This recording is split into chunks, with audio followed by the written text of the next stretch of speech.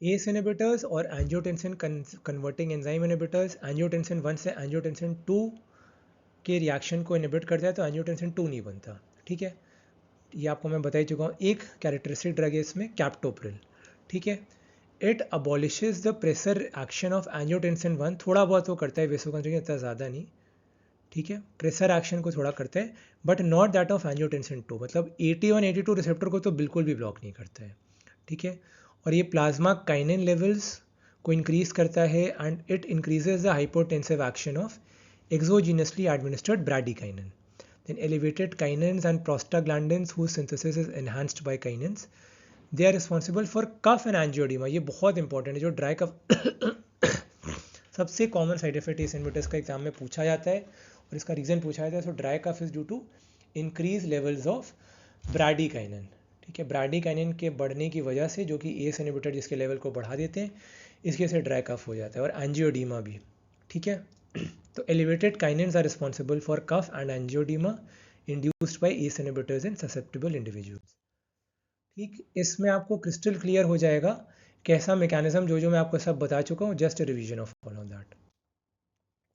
Captopril blood pressure को कम करता है, जो ज़्यादा तब होता है जब सोडियम कम हो जाता है ड्यू टू डाइटरी रिस्ट्रिक्शन, मतलब नमक आप कम खा रहे हैं, या फिर डायरेटिक्स की वजह से, क्योंकि रेनिन का लेवल बहुत हाई होता है। Then captopril induced hypotension is a result of decrease in total peripheral resistance, both systolic and diastolic blood pressure fall.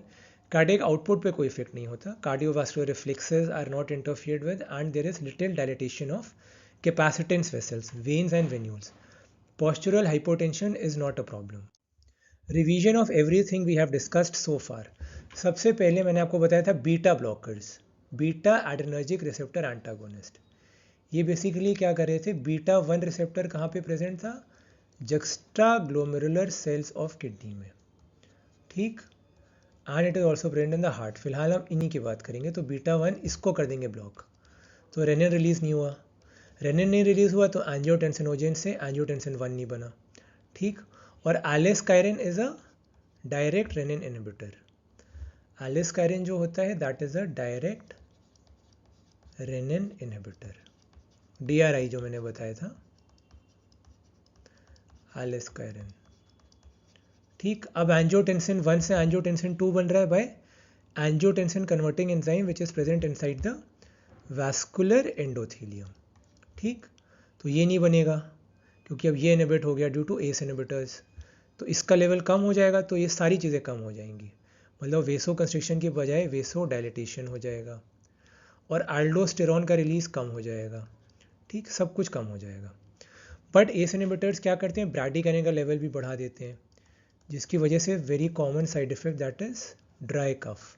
तो जिन जिन लोगों में हाइपरटेंशन में drug of choice is ACE inhibitors और ARBs, एंजियोटेंसिन रिसेप्टर ब्लॉकर्स, ये दोनों होते हैं drug of choice in the treatment of hypertension. आप लोगों को थोड़ी देर में बताऊंगा इसके बारे में, अभी just telling U S inhibitors and angiotensin receptor blockers. Start इसी से हम थेरेपी करते हैं। कैल्शियम चैनल ब्लॉकर्स या डायरेटिक्स को दे सकते हैं, बट सबसे पहले इन्हीं दोनों को देते हैं in the case of hypertension. ठीक, तो ये दोनों आपको याद ही हो गई, एड्रिनल कॉर्टेक्स से एल्डोस्टेरॉन नहीं बनेगा और वेसो कंस्ट्रिक्शन नहीं होगा, so vasodilatation. Reflex changes in plasma aldosterone abolish हो जाते हैं।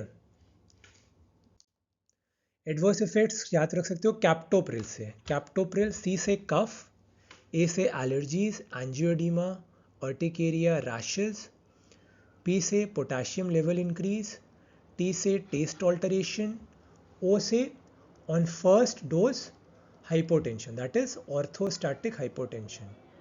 ठीक, पी से प्रेगनेंसी पैनक्रियाटाइटिस में कॉन्ट्राइंडिकेटेड एब्सोल्युटली, आर से रीनल आर्टरी स्टेनोसिस में कॉन्ट्राइंडिकेटेड, आई से इंडोमेथासिन और other non steroidal anti inflammatory drugs के साथ एब्सोल्युटली कॉन्ट्राइंडिकेटेड।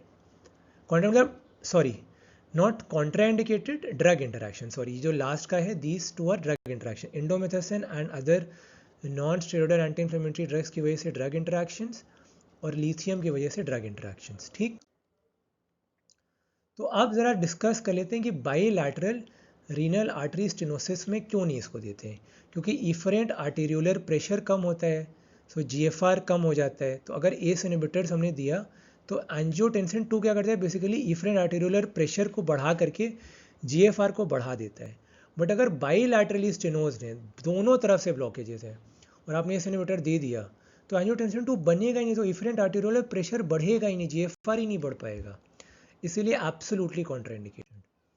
इंटरैक्शंस मैं बता ही चुका हूँ, इंडोमेथासिन और लिथियम भी मैंने बताया था। Indomethacin and other non steroidal anti inflammatory drugs attenuate or weaken the hypotensive action by retaining salt and water while diuretics synergize with them. Then hyperkalemia occur कर सकता है अगर पोटाशियम सप्लीमेंट्स या potassium sparing diuretics like spironolactone, triamterene, amiloride, इसको आप लोग याद रख सकते हो AST, antibiotic sensitivity testing, amiloride, spironolactone, triamterene are cast, KAST, cast, K for potassium में तो कास्ट CAST होता है, cast away beautiful film by Tom Hanks, cast, ठीक है। सो कास्ट अवे में K से potassium sparing diuretics, amiloride, spironolactone, triamterene, अगर इसको कैप्टोप्रिल के साथ दिया जाए। Antacids decrease the bioavailability of captopril, ACE inhibitors reduce lithium clearance and predispose to its toxicity. उसके बाद यूजेस, हाइपरटेंशन में मैंने बताया था drug of choice ACE inhibitors या एंजियोटेंसिन रिसेप्टर ब्लॉकर्स। मैंने बहुत एक्सटेंसिव रिसर्च करी, बहुत सारे रिसर्च आर्टिकल्स पढ़े, हैरिसन पढ़ी, डेविडसन पढ़ी। I came to the inference कि दोनों बिल्कुल बराबर हैं, same to same, head to head clinical trials में। ARB is as good as an ACE inhibitor and ACE inhibitor is as good as an ARB, ठीक है। तो इसमें एस इनहिबिटर्स में हाइपरटेंशन में देते हैं, हाइपोटेंसिव इफेक्ट लोअर डोजेस का 2 से 3 हफ्ते लगाता है। एडवांटेजेस क्या होते हैं इसके, पहला free of postural hypotension, electrolyte disturbances, feeling of weakness and CNS effects. Then safe, इसको आप आराम से दे सकते हो अस्थमा के पेशेंट में, डायबिटीज़ के मरीज में, और peripheral vascular disease for example Reynolds disease, बाद में बताऊंगा इसके बारे में, उनमें दे सकते हैं। फिर renal blood flow is well maintained. Then left ventricular hypertrophy and increased wall to lumen ratio of blood vessel, जो कि हाइपरटेंशन के मरीज में होता है, वॉल टू ल्यूमेन का जो रेशियो होता है वो रिवर्स हो जाता है इन हाइपरटेंसिव पेशेंट्स। देन और एडवांटेजेस, हाइपर यूरिसीमिया, गाउट का कोई चांस नहीं, प्लाज्मा लिपिड प्रोफाइल को अफेक्ट करते नहीं, कोई रिबाउंड हाइपरटेंशन विड्रॉल पे होता नहीं, minimum worsening of quality of life parameter जैसे कि general wellbeing, work performance, sleep, sexual performance. फिर कंजेस्टिव हार्ट फेलियर में फर्स्ट लाइन ड्रग्स, मैं आपको पहले बता चुका हूँ, just revision, New York heart association में ड्रग ऑफ चॉइस सबसे पहले first line drugs are ACE inhibitors without doubt, ACE inhibitors और angiotensin receptor blockers drugs of choice in congestive heart failure. Digoxin बहुत पहले दिया करते थे, मेरे मम्मी पापा के टाइम में से, मेरी मम्मी पापा दोनों डॉक्टर्स हैं, जब उन्होंने अपना किया था MBBS MS, मम्मी ने गायनी में डिप्लोमा करा था, तब दिया करते थे, अब नहीं देते। अब तो हम एस इनहिबिटर्स ARBs को देते हैं इन कंजेस्टिव हार्ट फेलियर। तो ACE inhibitors cause both arteriolar and venodilatation in congestive heart failure patients. They reduce afterload as well as the preload. Preload होता है, मैं आपको अभी एक्सप्लेन ही कर देता हूँ। आफ्टरलोड जो होता है that depends on the total peripheral resistance, और प्रीलोड जो होता है दैट डिपेंड्स कि कितना ब्लड लेफ्ट एट्रियम में आ रहा है, एट्रियम में कितना ब्लड आ रहा है, ठीक है। इसको और भी आराम से एक्सप्लेन करूँगा आपको in the subsequent slides with the difference between preload and afterload.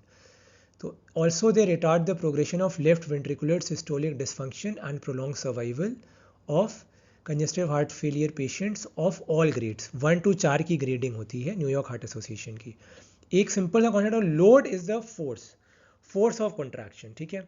Pre load मतलब force required to pump the blood, ठीक है, before the ventricle has filled up, कितना फोर्स आपको चाहिए। सो बिफोर कॉन्ट्रैक्शन कितना फोर्स चाहिए, and after end diastolic volume जो होता है, end diastolic volume that is mainly your preload, जितना ब्लड आके एक्यूमुलेट होता है, end diastolic volume is a preload, and after load वो कितना फोर्स से उसको पंप करना है, ठीक। टोटल पेरिफेरल रेजिस्टेंस मतलब कितना फोर्स आयोटा को लगाना है एंटी ग्रेविटी के लिए।